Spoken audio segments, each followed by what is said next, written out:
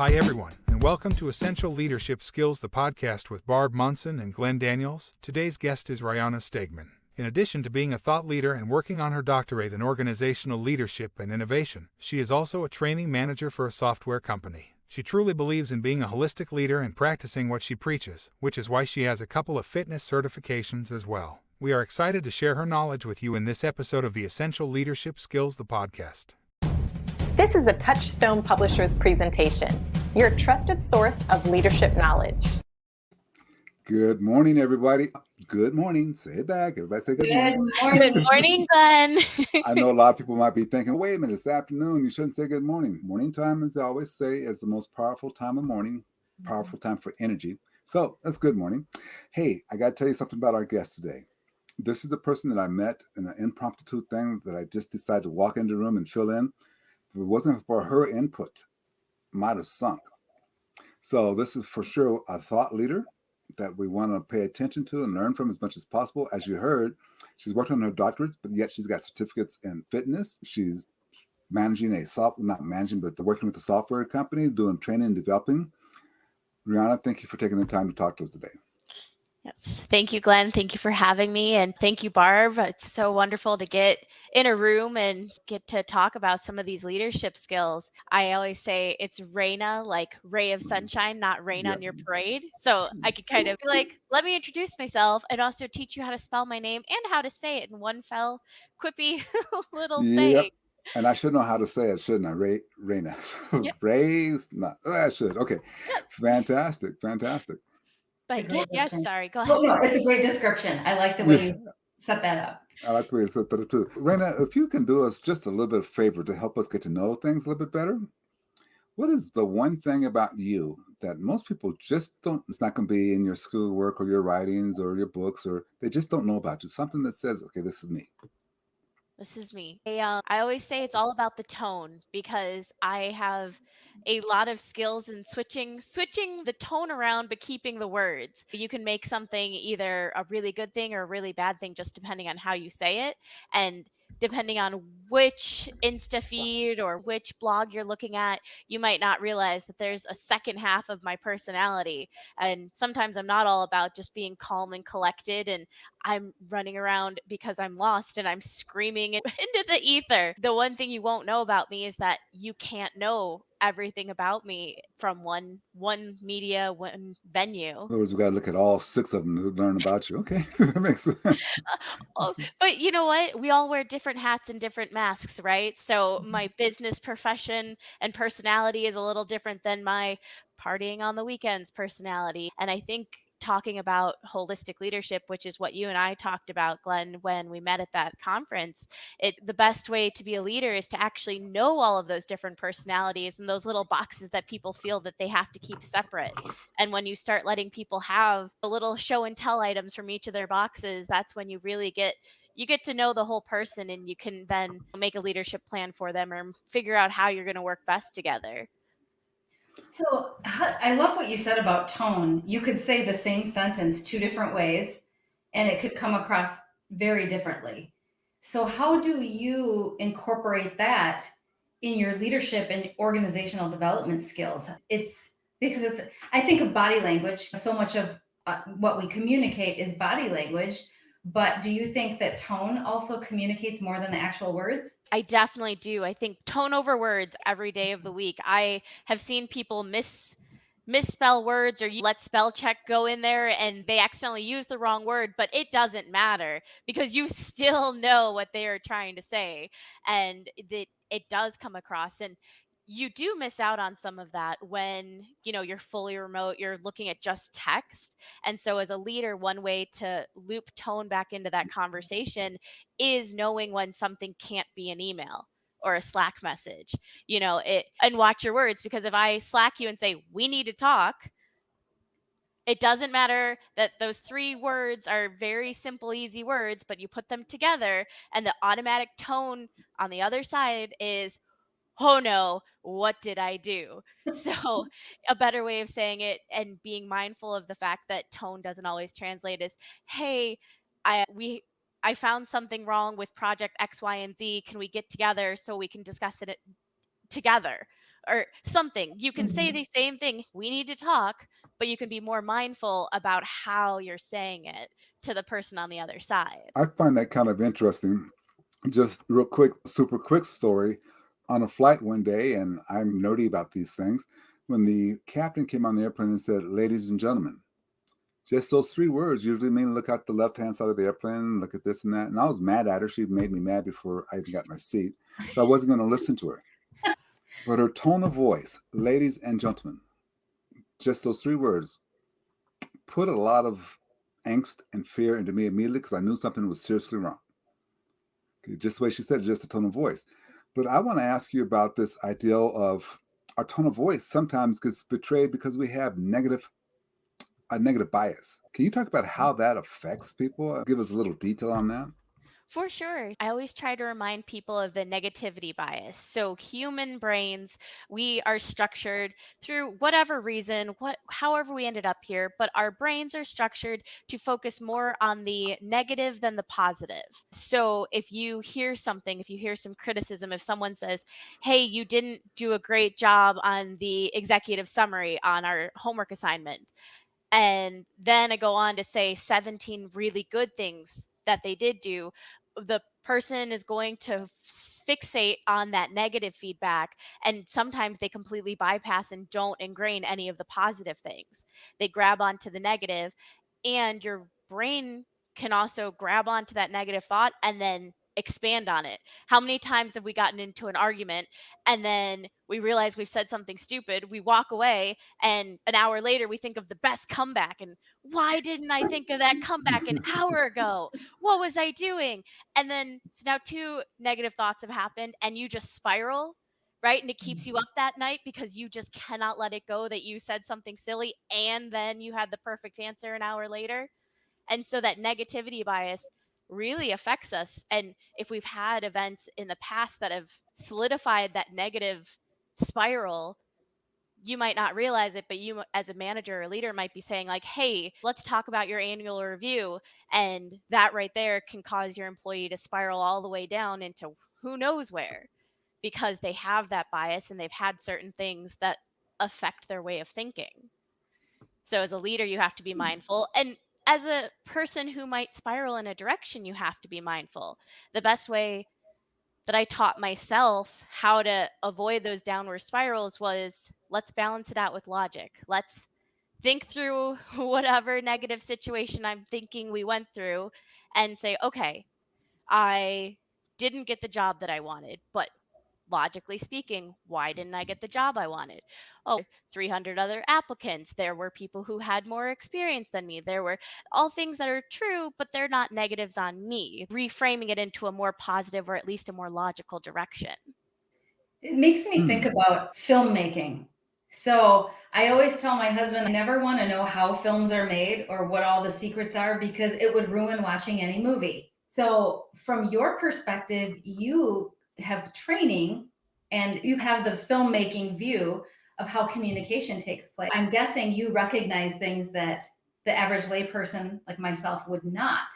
So, how do you incorporate that just in organizational development? Because certainly leaders need to be good communicators and they need to be Mhm. effective and they need to be aware of the negativity bias. But you just said something a moment ago that made me think about employee responsibility as well. If I just put an employee hat on, I don't want everyone tiptoeing around me. And I also want to be aware of how to receive things and maybe filter it appropriately. Do you train on both? Oh, for sure. So it goes back to that confidence and self love. I want people to feel comfortable in who they are. And so I teach them how to bring that confidence, how to bring that power, but also how to execute being who you want to be. And you're responsible. You're responsible for your own actions. Trauma is a great way to understand how you ended up being who you are, but it is not an excuse for your actions. You have a responsibility to address what's happened and to keep that to keep those separate so you're not making someone else's day worse or you're not going through and being a terrible leader or a micromanager. You have to be able to find a way to separate some of your idiosyncrasies from the outside world and the people that need you to be a little bit less micromanagey or a little bit less critical. So it is a two-way street, Barb. Like you said, it's on the employer, it's on the employee, it's on the manager, it's on everyone. And really, we just kind of to work together to be kinder, nicer, more open. So we build a culture, we build a entire society where it's okay to have longer conversations or have to talk about how you have responsibilities and I also have those responsibilities. You said something there that I call them writable moments. We like to tweet things, but the writable moments where I'll make a note of it. And I'd like to just dive into that just a little bit because there's a lot of folks who that may have passed by, but they still need to hear it again. Trauma happens, but it's not an excuse for how you behave to it or how you respond to it. What are you saying?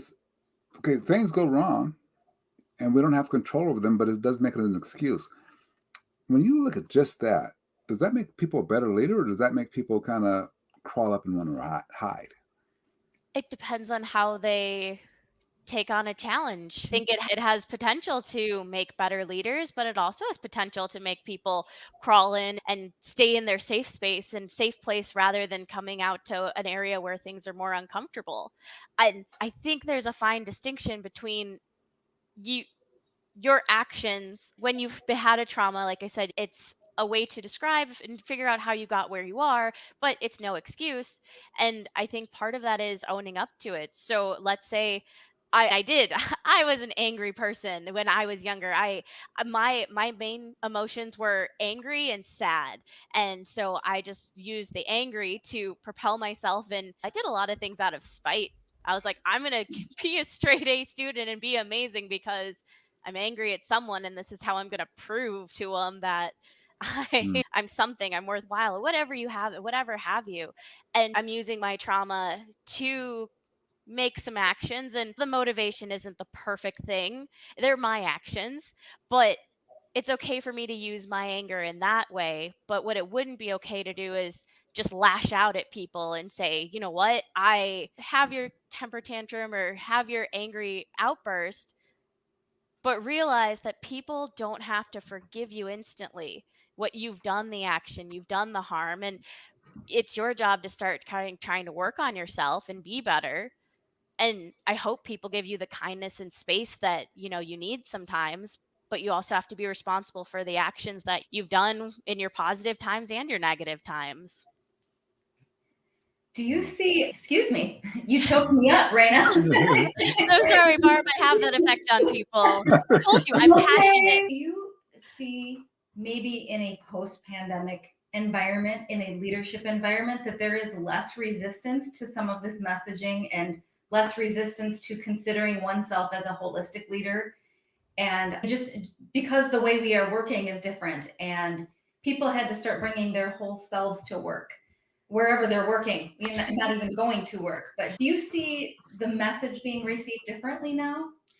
I think we're in a step in the right direction. Yes, the pandemic was absolutely awful, turned the world upside down. We changed, but we also in that time had Gen Z joining our workforce. We had a ton of changes all at once, and so we are moving in a direction where holistic leadership is going to be rewarded because employees don't have to put up with bad managers, bad companies. There's no reason for them to. And so as we're transitioning, you have the great recession or resignation, you have all of these things. And so if you want to keep employees and you want to keep growing and you want to keep expanding as a business, nonprofit, corporation, whatever have you, you have to understand that the world is changing and we're just at the beginning steps of it. But this is an easy, mostly pain-free way to start moving in a better, kinder direction as a whole. That's a good thought because we did go through that horrible 2.5 years, but that did accelerate a lot of changing. If you had to give a message to a leader to say, listen, you got to be holistic about it. What's 1, 2, 3, or 5,000 things I'm just kidding. 1, 2, or 3 things that you would tell them to say, okay, think about being holistic in this way. Maybe if you do this step, it'll help you. If you do this step, it'll help you. What would you coach with that? Yeah, fun fact. My dissertation is on improving leadership for a remote multi-generational workforce. Ooh. And I did that because there's this new generation that's coming in, and there's just this huge shift in how we work and what's deemed acceptable or less acceptable than it was 20, 30 years ago. Even 10 years ago, when I Yeah. started really being into my career and getting that MBA done and doing everything, it's just different. And so with that, I would tell these new leaders, A, you have to know each person on your team because they are all their own person. They have their own thoughts, their own feelings, their own problems, their own weekends, whatever have you, it's there. And so being a holistic leader means you can't just shoot out emails and send out assignments. You have to know the people who are reporting to you. And secondly, understand that stereotypes or statistics are there to help guide you and they're not 100% accurate. So I again, I'm writing a dissertation on the things each generation likes. And so our older workforce participants, they like that longevity, they like that loyalty, they have that kind of vibe and aspect. Whereas you look at our Gen Zs, have no loyalty. And quite frankly, some of them aren't even giving you 2 weeks notice if you've pissed them off. So it's Yeah. completely different. So you have to understand that the statistics and stereotypes and however you want to call them exist for a reason, but they're not all inclusive. So you have to still refer back to step one and know each of your people. And does my employee Rayna act more like a typical, what am I, Gen Y? Gen Y, I know how old I am. But okay, I just admitted it. I'm a Gen Y. Does Rayna act like that, or does she actually fall a little bit closer on the other end of the spectrum? Do I have to care more about what she did on the weekend and give her positive feedback? Is that what drives her or not? Okay. That's so interesting. I'm Gen X and nobody even knows we exist. Nothing. No, yeah, I don't even know if there is a playbook for us. There, But there is actually. I mean, like, give me my instruction and leave me alone. But that's also you run into middle child syndrome, Yeah. right? Because you're right there at that point where you don't really need help and hand holding. And so you're not my problem child, so I forget you exist. And Yep. so if if I was saying, like, looking at the numbers, like, that is something that we actually need to spend more time focusing on, is remembering that Gen X exists. And what do we do? Does your boss know how old are your parents? Is that something you need to start worrying about? Are they going to start needing more help and assistance or things like that? Uh, I need to pay attention to that because someone who's dealing with their parent in the hospital again is going to have a completely different Monday than someone who's coming in probably hungover. Yeah, it's Right. different. But if you Yeah. know that, you can address it. And talking from a holistic perspective, you have to encourage them to do something besides work. Work is 40 hours a week Mm. until we pass that 4-day work week, 32 hours. It's my vote. But you have to give them time to be other people. They're not on call for the most part. Again, if you're actually on call, if you're a doctor saving lives, you can be on call sometimes, but for the most part, you need to take that time to be someone. Who are you besides Rayna, the training manager for a software company? Or who are you? And so, do you enjoy doing yoga and working out, or do you enjoy your art or your games or whatever? I don't have to like everything. I don't have to even be able to talk about it, but it certainly helps if I'm willing to listen. No, you take the opinion. I think I look at it, and you got to coach me a little bit on this. The holistic approach also means being able to get your rest in and doing the hard things, but the easy things as well. I think you have, let me see if I can find it real quick. Life is hard. Okay. But maybe you should try to be less hard on yourself. That falls in the holistic approach, do you think? I do, because part of being holistic not only is helping other people be whole, but making sure you're working on yourself too. Leave that time for yourself. The innovation happens in the white space. And that works for everyone in that circle of holistic leadership. I need you to have your downtime. I want to make sure you get your sleep. And I also need to do that for myself too, because if I go out and take some downtime and learn more, I get another certification, I pick up a new professional skill that makes me happy. Me being in a happier space and now a more knowledgeable space as a leader means I can help the other people around me.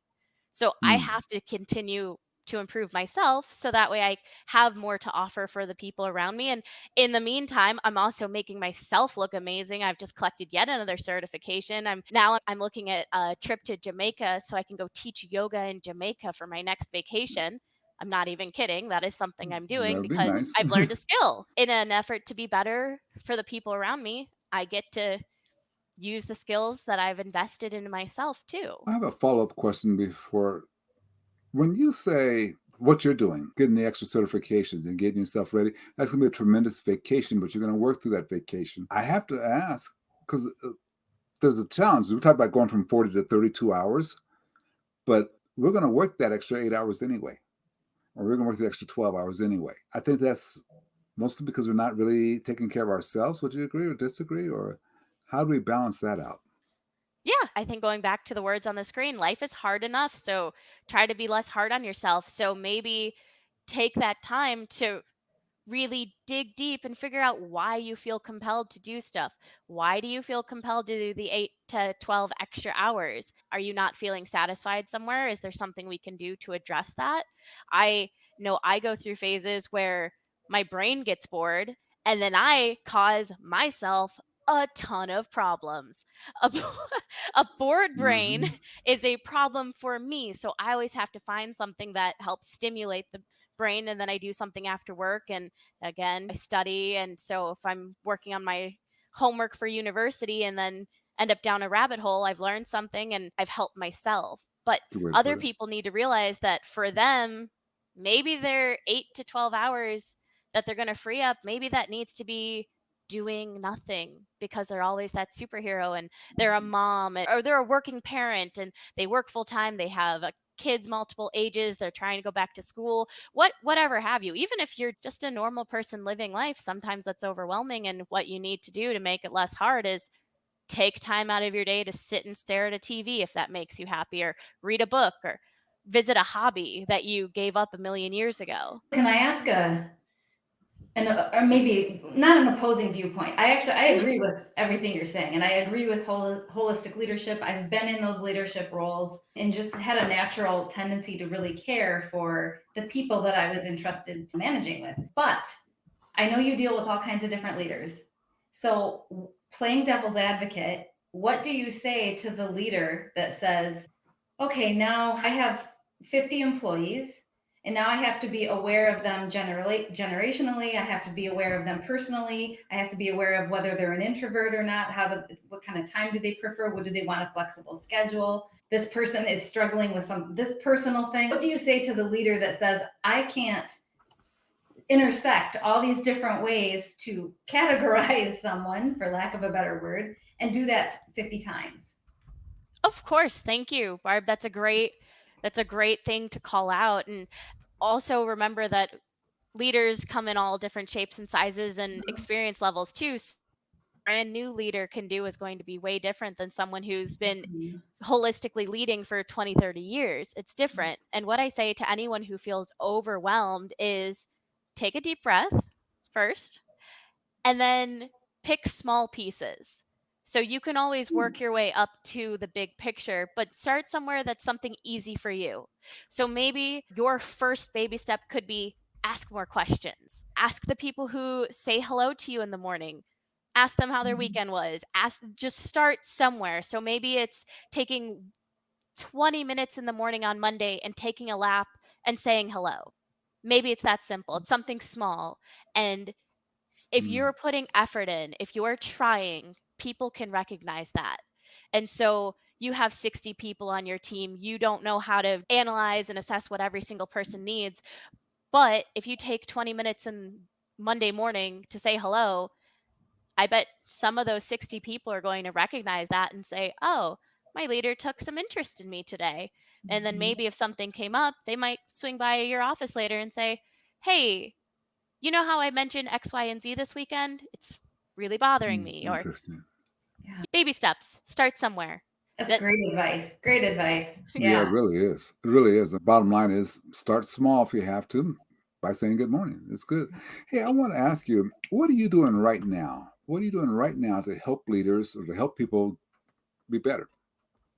What am I personally doing? Yeah, are you writing? I know you're finishing up your doctorates, but are you writing any books? Are you leading any workshops, any classes, or anything like that that makes a difference? Yes, yes. So I am really diving into that professional speaking world.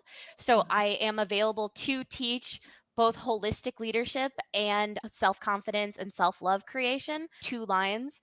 And I actually am in talks with a couple insurance companies from Cleveland, Ohio, to come speak to their emerging leaders. So I can do in person, I can do virtual, and really it's just like I said, it's either that demonstration, presentation, really grab people and tell them it's okay.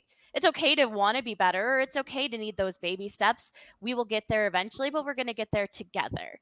I make the joke that I am professionally now creating an army of overly confident and kind people.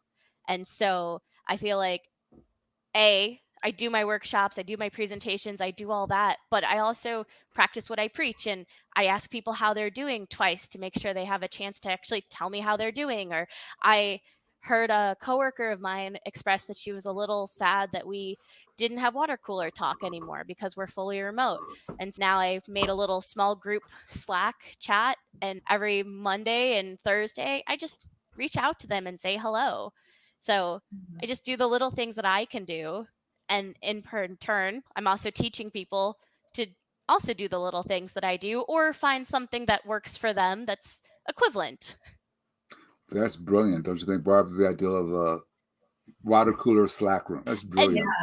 it's great too because think about the things that you don't know about your coworkers anymore. You Right. I work fully remotely, and so I know half of the people that I work with.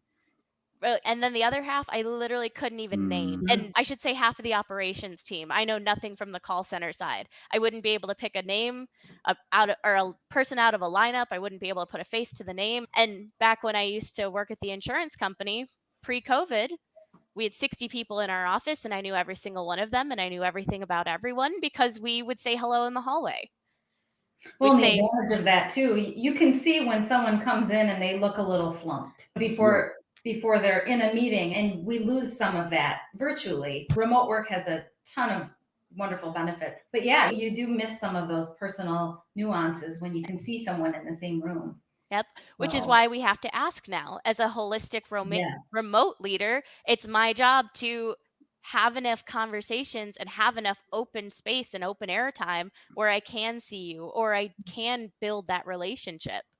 Like my boss right now is fantastic, and we have one-on-ones every other week for 1 hour. So I have 2 hours of designated time with him, but whenever I need him, I can just reach out and Slack him and he's available for me. Or if I have a great idea, I can just say, "Hey, do you have 5 minutes?" And there has never been a time where he's told me no. So we might be remote working, but we've built up enough time and we've built up enough communication that he can reach out to me and I can reach out to him, even if it's not on the calendar. A lot of great ways for people to be effective in today's workplace that you shared with us today. I so appreciate it. I've learned. Yes. Yeah. Um, I've learned a lot. Yes. yeah. Absolutely. What is it that you wish that we would have asked you, but we didn't?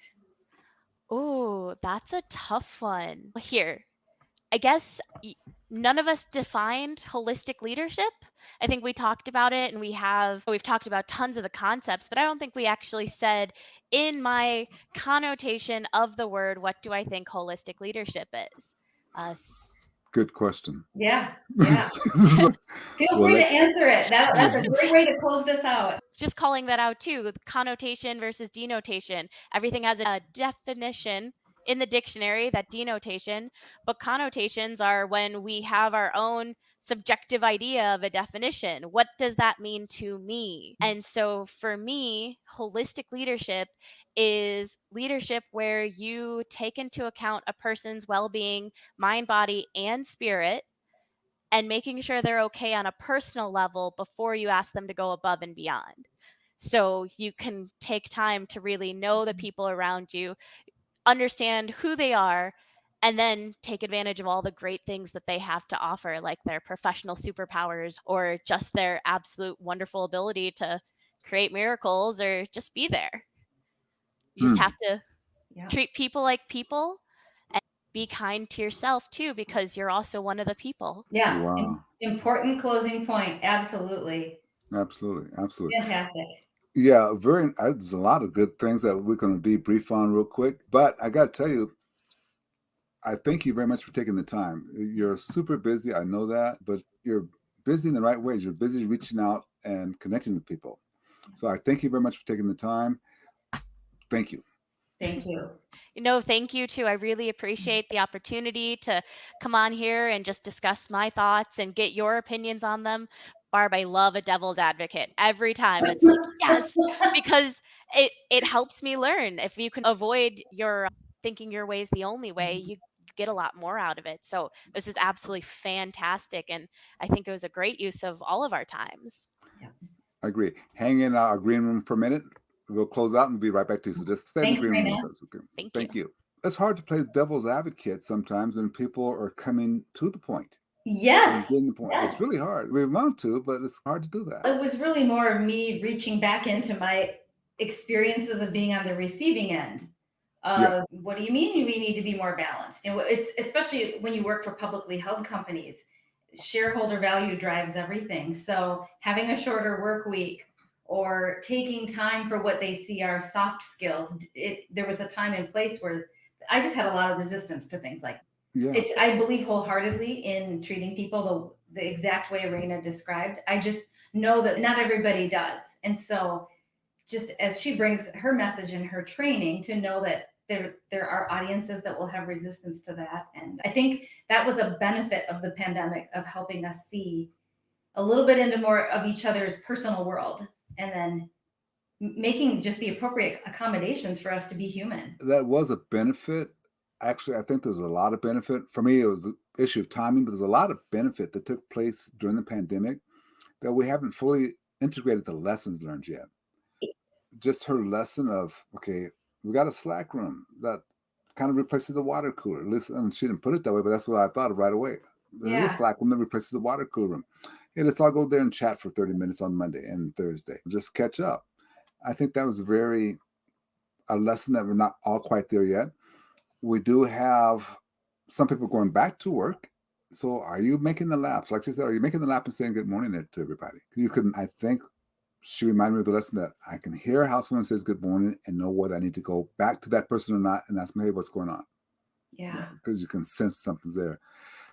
The one thing that I would say that I wish we could have had more time to explore, this idea of responsibility.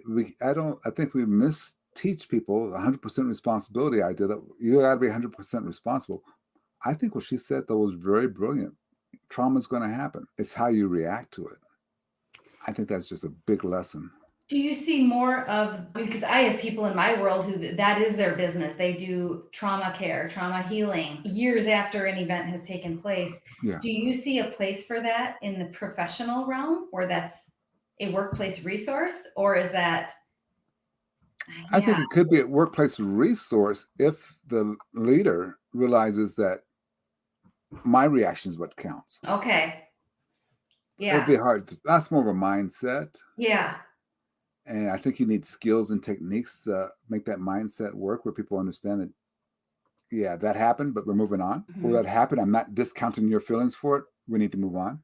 Yeah. So I think that's one of those things that requires personal responsibility. If I'm going to be a leader, I got to understand that person just quit on me without notice. How do I respond? It's tricky. It's a tricky field.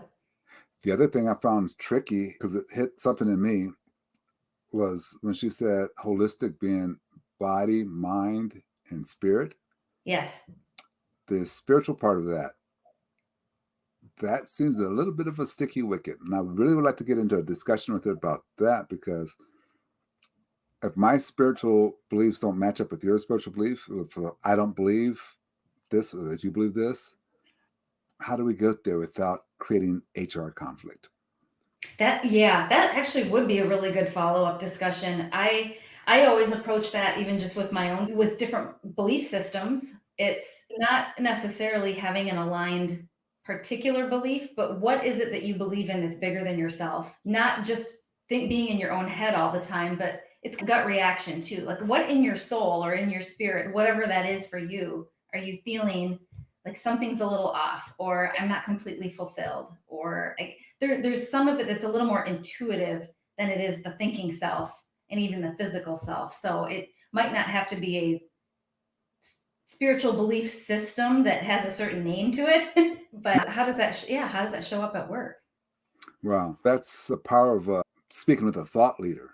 They make you Yeah. think. They make you think. It makes things challenge just a little bit for you. So that's the power of that. Barb, we got another one, another great one.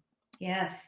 We're going to have a hard time improving upon and getting the next one great as they've been so far. But we got a high standards to live up to. A lot of great information in that. Yeah, it was great talk with Rayna. I hope we see her again. Yeah, I hope so too. All right, we will close out and Thank you for connecting with us here at Touchstone Publishers. Please join our group Essential Leadership Skills and share your leadership knowledge with us all.